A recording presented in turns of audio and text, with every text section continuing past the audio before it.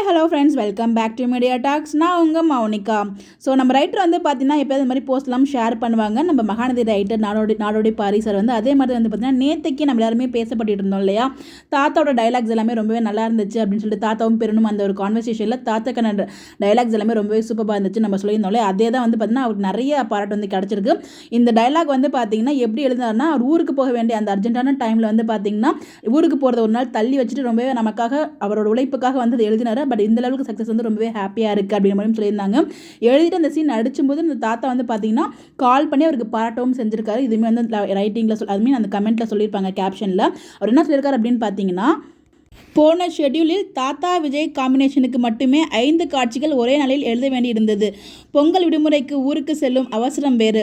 ஆனால் இப்படி எமோஷனல் காட்சிகள் அமைவது டைலாக் ரைட்டருக்கு வரம் என்பதால் ஒவ்வொரு காட்சிக்கும் அர்ப்பணிப்போடு நேரம் எடுத்து எழுதிவிட்டு ஊருக்கு செல்வதை ஒரு நாள் தள்ளி வைத்தேன். அதற்கான பலனை இன்று காட்சியாக பார்க்கும்போது உணர்ந்தேன். பெரிய மகிழ்ச்சி. இந்த காட்சியை எடுத்த அன்றே தாத்தாவாக நடிக்கும் மணிகண்டன் சார் எனக்கு அழைத்து நீண்ட நேரம் உரையாடியது நினைவில். விஜயும் தாத்தாவும் அசத்து விட்டார்கள். சுவாமிநாதன் நிச்சயமாக சினிமா ஹீரோ மெட்டீரியல். நாளுக்கு நாள் பின்னுகிறார். நவரச நாயகன் கார்த்திக், மோகன்லால், அந்த வரிசையில் நான் இவரின் நடிப்பையும் வெகுவாக ரசிக்கிறேன். இப்படியான காட்சிகளை இத்தனை நேர்த்தியாக எடுத்திருந்த இயக்குனர் பிரவீன் பன்னர்களுக்கும் பெரிய salute. Last but not the least, இப்படி ஒரு காட்சியை உருவாக்கி கொடுத்த இந்த மகாநதியின் இதயமான திரைக்கதை ஆசிரியர் பிரியா தம்பி அவர்களுக்கு பெரிய நன்றி அப்படின்னு சொல்லியிருக்காங்க.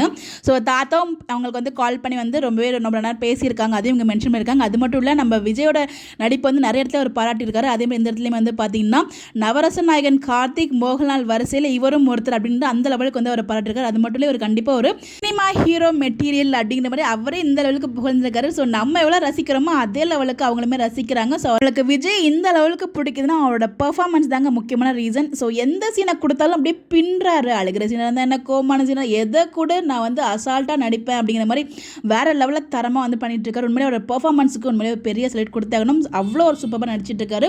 ஸோ அதை தான் வந்து அங்கே மென்ஷன் பண்ணியிருக்காரு. ஸோ போஸ்ட்டுக்கிலுமே நிறைய கமெண்ட்ஸ் வந்து பண்ணியிருக்காங்க. அது வந்து அவங்க நிறைய பேருக்கு ரிப்ளையும் பண்ணியிருக்காரு. அது எல்லாமே நான் நெக்ஸ்ட் வீடியோவில் நான் ஷேர் பண்ணுறேன் ஒன் பை ஒன்னா. பட் நிறைய பேர் வந்து பார்த்தீங்கன்னா கொஸ்டின் பண்ணுறாங்க. அது எல்லாத்துக்குமே அவர் ரிப்ளையும் பண்ணியிருக்காரு ஒரு சில பேருக்கு. அது என்னங்கிறத உங்களுக்கு தெளிவாக சொல்கிறேன். இந்த மாதிரி எப்படி தெரிஞ்சுக்க நம்மளோட சேனலில் ஃபாலோ பண்ணிக்கோங்க. Bye bye.